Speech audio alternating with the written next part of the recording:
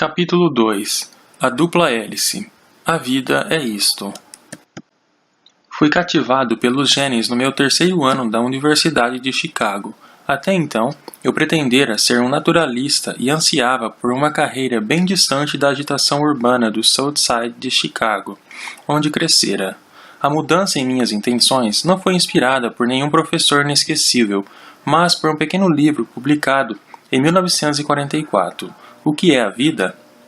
Escrito pelo pai da mecânica ondulatória, o austríaco Erwin Schrödinger, resultado de diversas palestras que ele proferira no ano anterior no Instituto de Estudos Avançados de Dublin.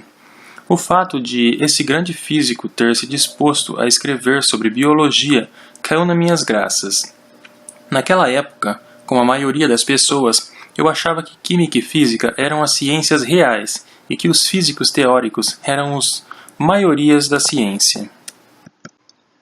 Erwin argumentava que a vida poderia ser concebida em termos da armazenagem e transmissão de informações biológicas. Os cromossomos seriam apenas portadores de informações, como cada célula teria de conter uma quantidade enorme de informações. Estas deveriam estar comprimidas em algo que Erwin chamou de código de instruções hereditárias, incorporado ao tecido molecular dos cromossomos.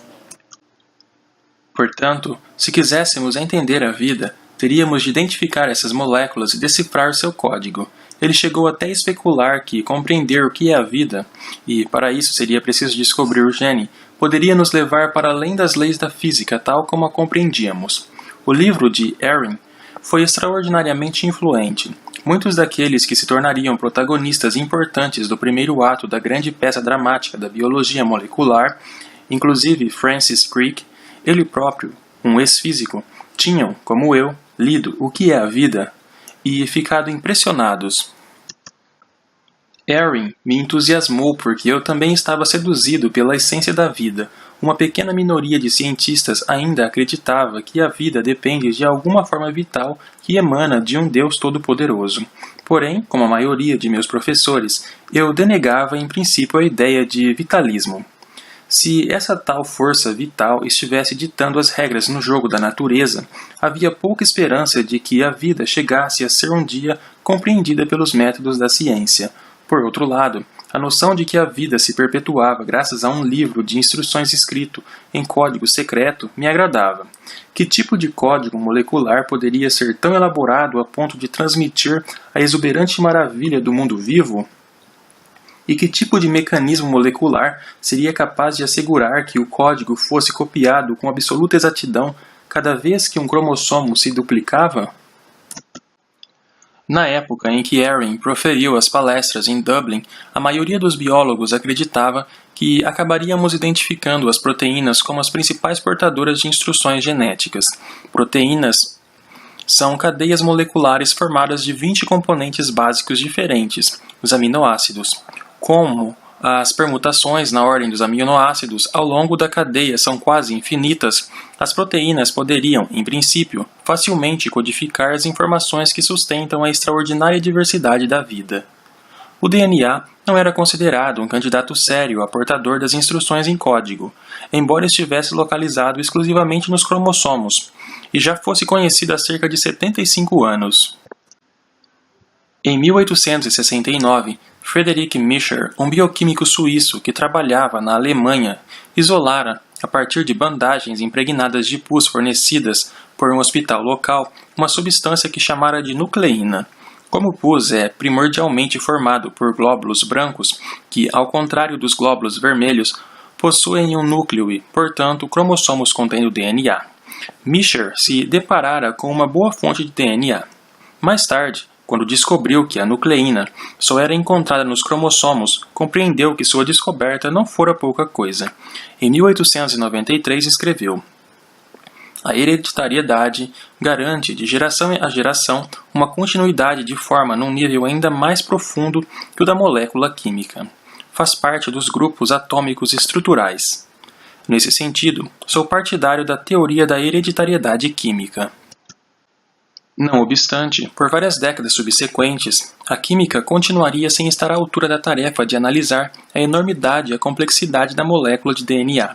Somente na década de 1930 foi possível mostrar que o DNA era uma molécula comprida contendo 4 bases químicas distintas: adenina A, guanina G, timina T e citosina C.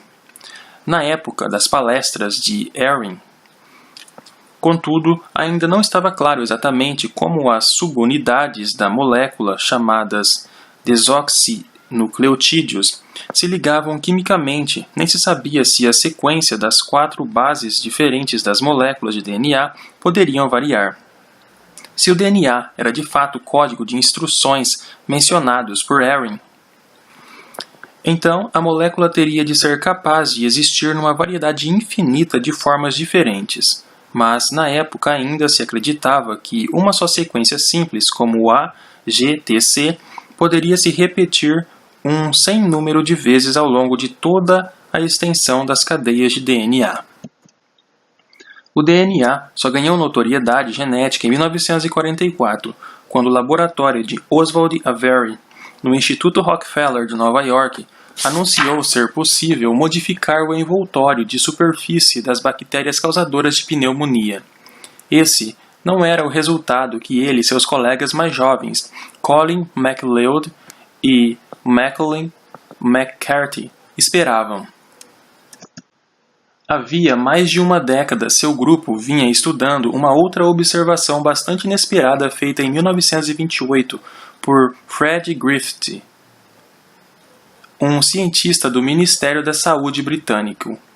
Griffith se interessava por pneumonia e estudara a fundo o agente bacteriano da doença, Pneumococcus. Sabia-se que havia 2 cepas designadas S. smooth, lisa, e R. rug, rugosa, de acordo com a aparência que tinham sob o microscópio. Essas cepas diferiam não só visualmente, mas também quanto à virulência. Se injetarmos a bactéria S no rato, este morre ao cabo de poucos dias. Se injetarmos a bactéria R, o animal permanece saudável. Isso porque as células da bactéria S possuem um envoltório que impede o sistema imunológico do rato de reconhecer o invasor. As células R não possuem esse revestimento e, portanto, são imediatamente atacadas pelas defesas imunológicas do roedor. Graças à sua atuação em saúde pública, Griffith estava ciente de que mais de uma cepa já havia sido isolada em um mesmo paciente e ficou curioso para saber como as diferentes cepas interagiam em seus desafortunados ratos. Ao testar uma certa combinação, fez uma descoberta surpreendente. Quando injetou bactérias S mortas por calor, inofensivas, junto com bactérias R, normais, também inofensivas, o rato morreu. Como 2 formas inofensivas da bactéria podiam conspirar para se tornar letais, a pista surgiu quando ele isolou a bactéria Pneumococcus, retirada dos ratos mortos, e encontrou bactérias S vivas. Aparentemente, a bactéria R, viva, mas inócua, adquirira algo da variante S morta. O que quer que fosse, permitiu que, na presença de bactérias S mortas por calor, a bactéria R se transformasse numa cepa viva e imortal de bactérias S. Griffith confirmou que essa mudança era real retirando do rato morto bactérias S e cultivando-as ao longo de várias gerações. As bactérias reproduziram apenas fenótipos do tipo S, como qualquer cepa S normal faria. Ou seja, uma mudança genética havia efetivamente ocorrido nas bactérias R injetadas no rato. Embora esse fenômeno transformacional parecesse contrariar a razão e o entendimento, no início as observações de Griffith causaram pouca comoção no mundo científico. Isso se deveu, em parte, ao fato de Griffith ser uma pessoa intensamente reservada e tão avesso a multidões e raras vezes comparecia a encontros de cientistas. Em certa ocasião, praticamente arrastado à força para proferir uma palestra, foi enfiado num táxi e escoltado ao salão por colegas, onde fez seu discurso numa voz monocórdia, enfatizando um aspecto obscuro de seu trabalho em microbiologia, sem menção alguma à transformação das bactérias. Felizmente, porém, nem todos deixaram passar despercebida sua fantástica descoberta. Oswald Avery também se interessara pelo envoltório sacaroide do pneumococo e resolveu reproduzir o experimento de Griffith a fim de isolar e caracterizar o que quer que tivesse transformado as células R em células S. Em 1944, Avery, MacLeod e McCarthy publicaram seus resultados. Essa sofisticada série de experimentos provava, sem sombra de dúvida, que o DNA era o princípio transformador.